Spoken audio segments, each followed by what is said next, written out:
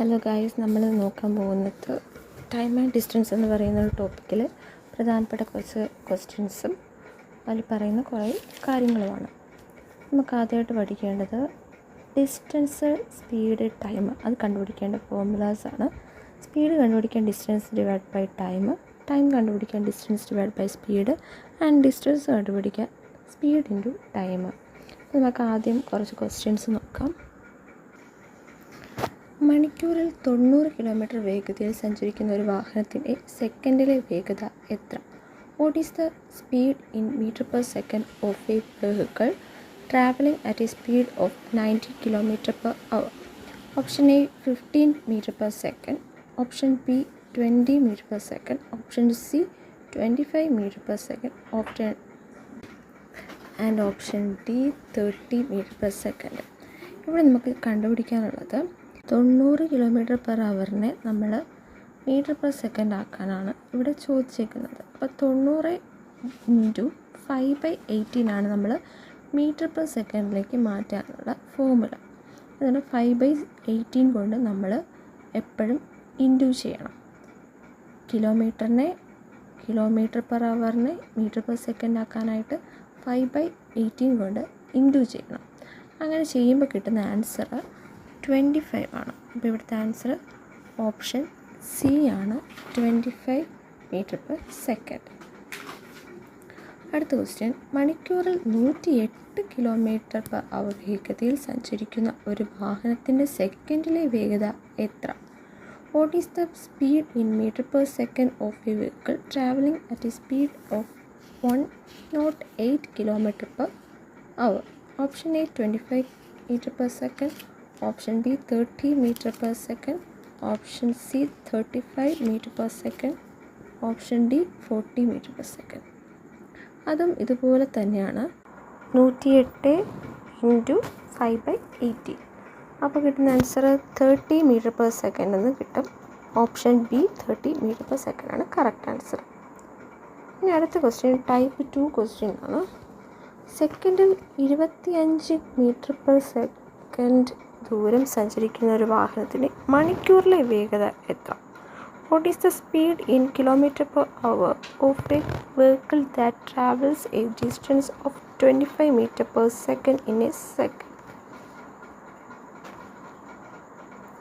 Option A 72 kilometre per hour, option B 80 kilometre per hour, option C 90 kilometre per hour, option D 100 kilometre per our.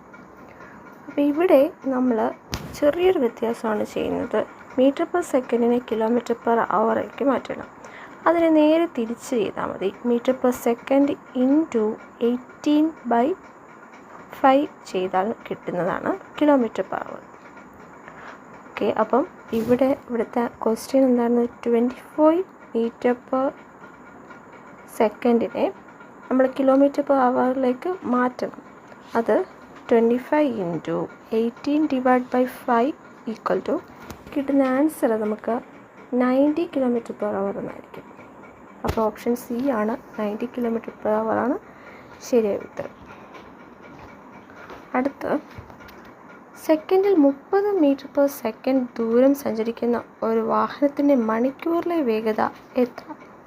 What is the speed in kilometer per hour of a vehicle that travels a distance of 30 meter in a second?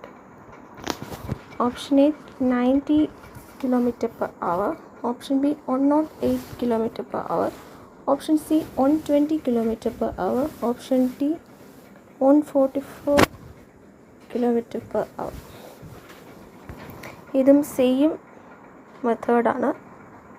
Option B ആണ് answer, 108 kilometre per അവർ. അടുത്ത type നോക്കാം. 3 വാഹനങ്ങളുടെ വേഗതകൾ തമ്മിലുള്ള അംശബന്ധം 2:3:4 ആണെങ്കിൽ ഇവ ഒരേ ദൂരം സഞ്ചരിക്കുമ്പോഴുള്ള സമയങ്ങൾ തമ്മിലുള്ള അംശബന്ധം എത്ര? If the ratio of the speeds of 3 vehicles is 2:3:4, what is the ratio of the time taken by them to cover the same distance? Option A 4:3:2, option B 2:3:4, option C 6:4, 4:3, option D 3:4:6. ഇത് നമ്മൾ കണ്ടുപിടിക്കുന്നത് ഇവിടെ കൊടുത്തിട്ടുള്ള ratio 2:3:4 ഈ റേഷ്യോകളെല്ലാം നമുക്ക് സ്പീഡായിട്ടാണ് എടുക്കേണ്ടത്. അപ്പം S1:S2:S3 എന്നാണ് 2:3:4 എന്ന് പറയുന്നത്. അങ്ങനെയാണെങ്കിൽ നമുക്കിവിടെ കൊടുത്തിട്ടുണ്ട് ദൂരം ഒരേ ദൂരം എന്നാണ്. അപ്പം D1 = D2 = D3 സെയിം ആണ്. നമുക്ക് കണ്ടുപിടിക്കേണ്ടത് T1, T2, T3. ഇവിടെ T1 കാണാനായിട്ട് നമ്മൾ S1 മാറ്റി നിർത്തണം. S1 മാറ്റി നിർത്തിയിട്ട് S2 × S3 ആണ് T1. അപ്പം T2 ആണെങ്കിൽ S2 മാറ്റി നിർത്തിയിട്ട് S1 × S3 ആയിരിക്കും. T3 ആണ് കണ്ടുപിടിക്കുന്നതെങ്കിൽ S1 × S2 ആയിരിക്കും. S3 നമ്മൾ മാറ്റി നിർത്തും. അങ്ങനെയാണ് നമുക്കിവിടെ ആൻസർ കിട്ടുന്നത്. അപ്പോൾ T1:T2:T3 എന്ന് പറയുന്നത് നമുക്ക് കിട്ടുന്ന ആൻസർ 12:8:6 എന്നാണ്. അതിനെ നമ്മൾ 2 കൊണ്ട് ഡിവൈഡ് ചെയ്യുമ്പോഴത്തേനും കിട്ടുന്നത് 6:4:3 എന്ന് കിട്ടും. അപ്പം ഇവിടുത്തെ ഓപ്ഷൻ സി ആണ് ആൻസർ. 6:4:3 എന്നാണ് ഉത്തരം.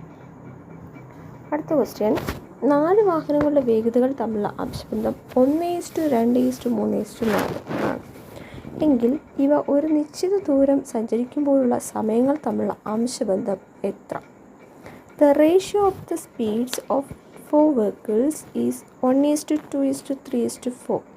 What is the ratio of the time taken by them to cover a certain distance? നമ്മൾ മുന്നേ പറഞ്ഞ പോലെ സെയിം തന്നെയാണ്.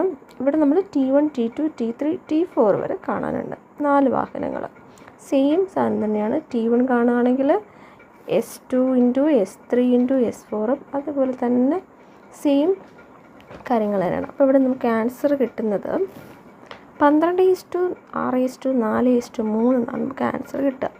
അപ്പോൾ ബി ആണ്, ഓപ്ഷൻ ബി ആണ് കറക്റ്റ് ആൻസർ. അടുത്തൊരു ക്വസ്റ്റ്യൻ എന്ന് പറഞ്ഞാൽ കഴിഞ്ഞ വർഷത്തെ LDC എക്സാമിനൊക്കെ ചോദിച്ചതാണ് നമ്മൾ അടുത്ത് പഠിക്കാൻ പോകുന്നത്.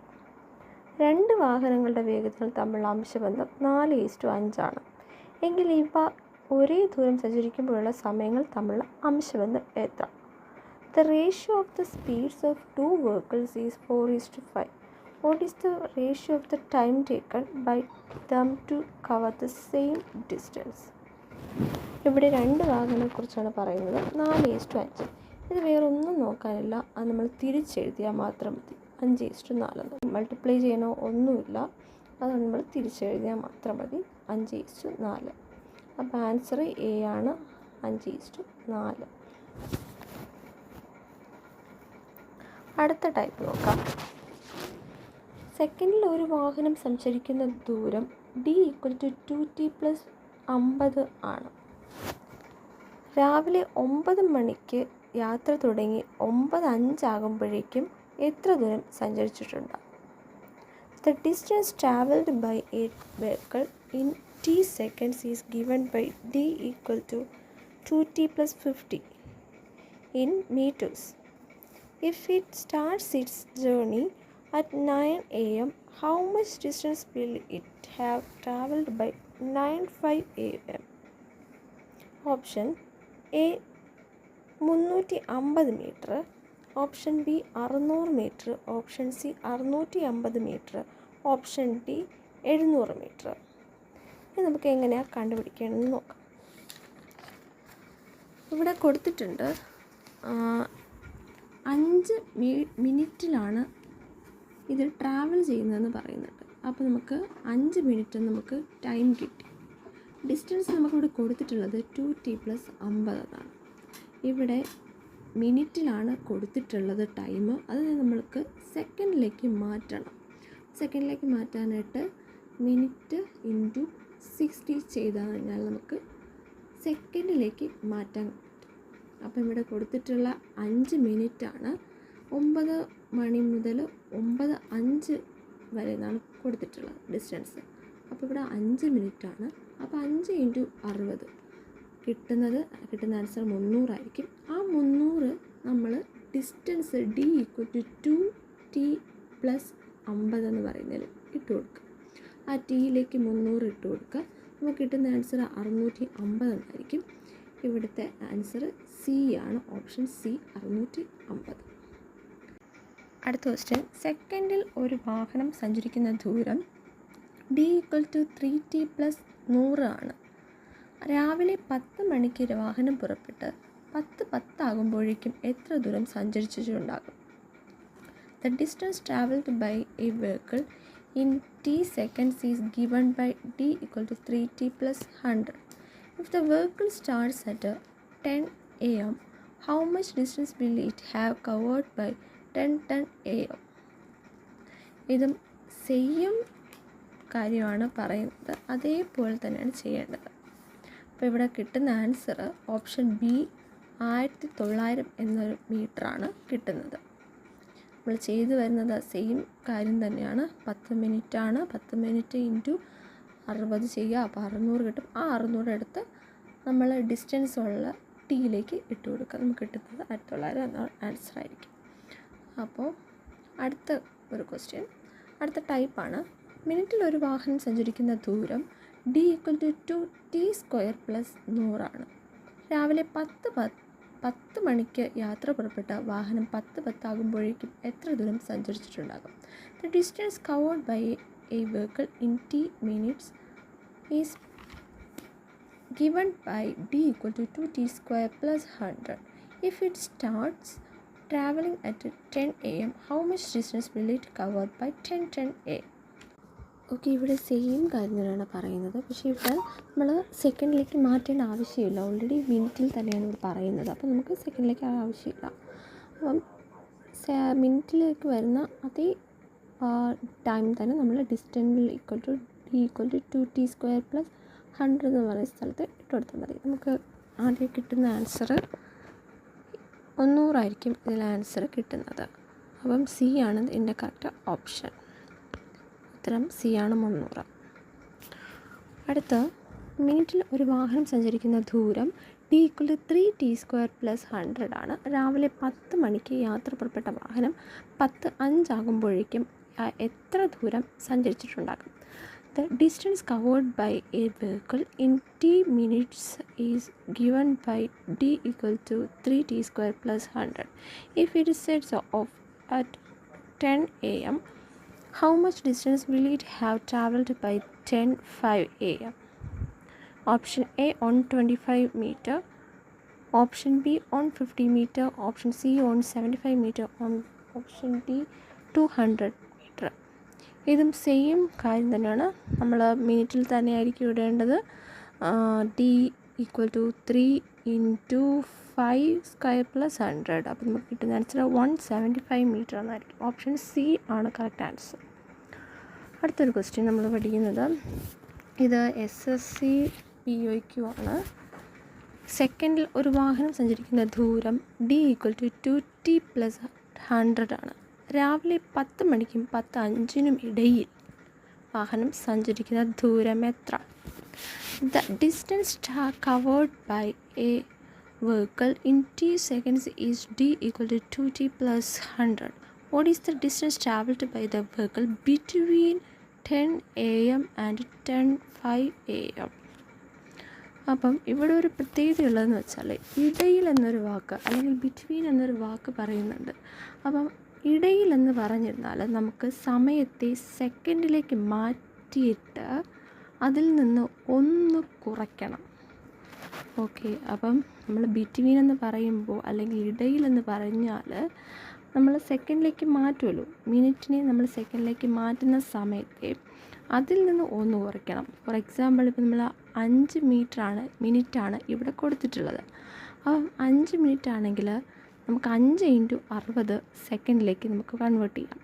അപ്പോൾ 300 കിട്ടും. ഈ 300 - 1 അതാണ് ഈ ബിറ്റ്വീൻ അല്ലെങ്കിൽ ഇടയിലുള്ള സമയം എന്ന് പറയുന്നത്.